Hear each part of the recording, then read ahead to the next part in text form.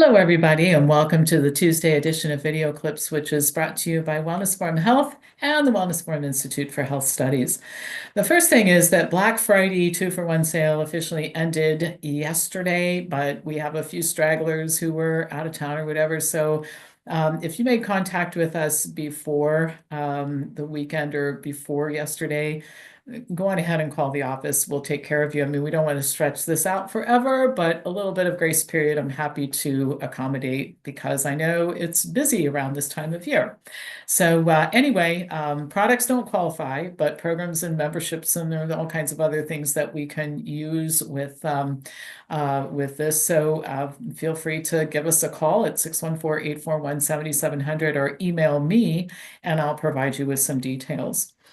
Second thing, Optimal Health and Life with Pam, Part 2, Healthy Aging is this weekend. And the topic is healthy aging, how to live until you die and live independently until you die, which is super, super important. It's a Friday night, Saturday all day. We will record it for people who can't join live. I've taught it every year for the last several years. These are the principles I live by.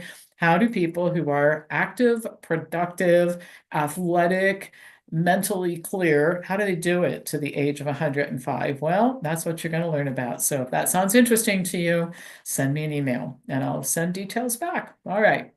Since we're covering healthy aging this coming weekend, I found a study that was quite interesting. Healthy levels of fitness are associated with lower risks of dementia, even in people who are genetically predisposed to developing Alzheimer's disease. For all age groups between 39 and 70, higher fitness levels were tied to better cognitive function. Now, that's an association, but we know the mechanisms of action that make it so, and it's not the first study that has shown this to be true. And cognitive function is not the only age-related benefit of exercise because strength and balance and flexibility are requirements for independent living. Frailty, on the other hand, is why a lot of people end up in nursing homes. I mean, not being mentally clear and being physically frail are the reasons why people end up in care homes. They don't go because they want to. I don't think anybody aspires to be in one of these places. I sure as heck don't. But a lot of people just don't have the strength and the stability or the mental sharpness to be able to live on their own. So I can only speak for myself, and I imagine many of you watching this feel the same way. I'm living in my dream house right now, in my second place in Port Clinton, and I intend to keep doing this until I leave the planet, hopefully about 3 decades, or maybe a little bit more from now. And the only way this happens is by doing a lot of right things, including exercise, consistently all the time. And I think that's the biggest problem is people start and stop and start and stop, and they get some fitness and they get some strength, and then they go backwards. And, so at some point in time, this has to become a permanent habit. And that's what's lacking in a lot of people. We can help you with that, by the way. We do have tools for helping you make your changes permanent. Now, this is a little counterproductive on the health side, but we're shipping holiday cookies right now, our delicious coconut chocolate cookies. We can ship them any place in the continental United States for $29.95, including shipping. And ordering now is the best way to make sure they get there by holiday time. So anyway, and I always tell people, the more of these cookies you buy, the fewer of them I have to look at when I'm walking around the building. It does smell like chocolate 24/7, and that's a little distracting, but they slap my hands if I take any because the orders come in so fast. So keep those orders coming in, and that will help keep me lean and mean for the holiday. All right, so news item number 2.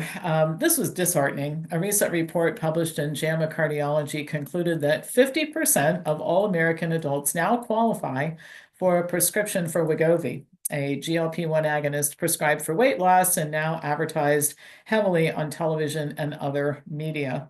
According to the report, we have 35 million adults who are eligible due to having diabetes, 129.2 million for obesity, and 8.9 million for secondary prevention of cardiovascular disease. Of those who are eligible based on diabetes or secondary cardiovascular disease, 13 million are insured by Medicare and 4.7 million insured by Medicaid. Now, if you just took the Medicare patients, the estimated cost would be $125 billion per year, which we clearly cannot afford. Our country is effectively bankrupt right now from a balancing the books standpoint. It's ridiculous where we are. This would, I mean, we just can't afford to do it.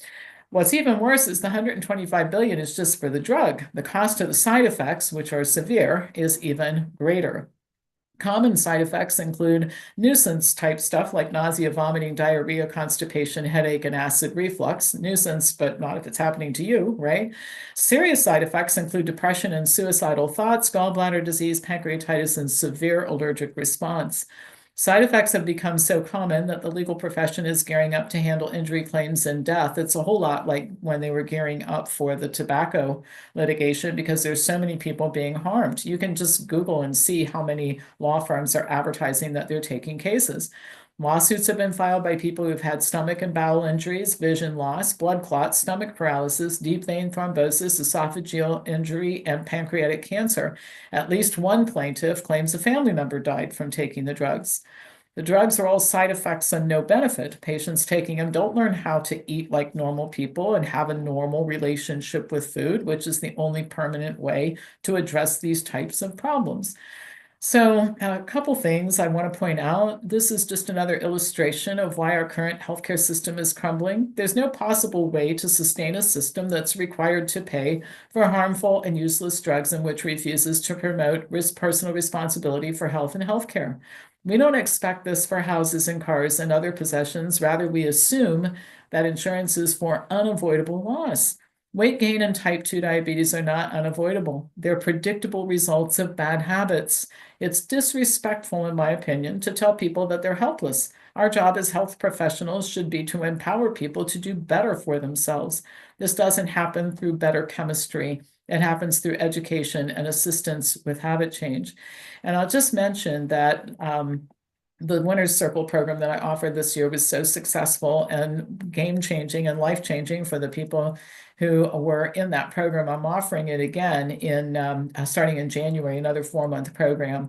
And it basically is based on the concept that you can't change anything without changing everything. And I think I finally figured out why people lose the same 20 pounds 20 times. It's because they focus on this narrow aspect of life instead of looking at the totality of what's going on in their life, and they can't possibly succeed that way.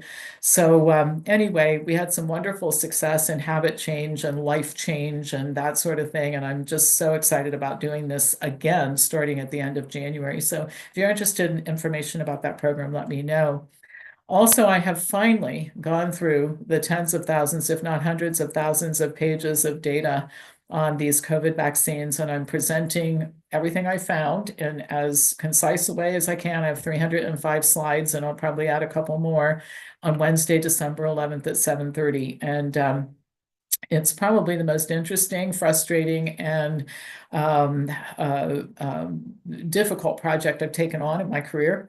Glad I did it, horrified by some of the findings, discouraged by some of the claims on both sides. I'm going to present a pretty balanced view of it. So if you're interested in that, let me know. I'll send you details. All right, the last thing I want to cover today is the government, kind of back to what I was talking about before, cannot be expected to solve our health problems, even though they never stop trying. We're going to have to do this ourselves. The geniuses that run governments, not just here in the United States, but elsewhere, they tend to think that government is the solution to everything, even when a strategy has been shown to be effective time and time again. Many times their actions harm people more than they help, and yet they keep doing the same thing again. So I'm going to give you an example. The city of Philadelphia decided to levy a tax on both sugar-sweetened and artificially sweetened beverages in 2017 in an effort to address the obesity rate in 2 to 18-year-old kids. People living in the surrounding counties served as controls because there was no tax levied there. The tax was successful in increasing the price of soft drinks by 30% and reducing sales by 35%, but no change in the obesity rates in kids. So merchants lost money due to reduced sales and consumers had to pay more, but the target goal, no change. Why? Because people could easily purchase the products they wanted at the price they wanted to pay by just driving a little further into a neighboring county to buy them. Stupid ideas like this hurt the economy and business owners. They don't change decision-making or health outcomes. What's worse, it's been tried before, and it failed in Seattle and Mexico and several other places all over the planet. This taxing products in order to discourage their consumption simply is a fool's errand. We need less government, not more. And we have to take responsibility and start initiatives in our communities to improve health literacy.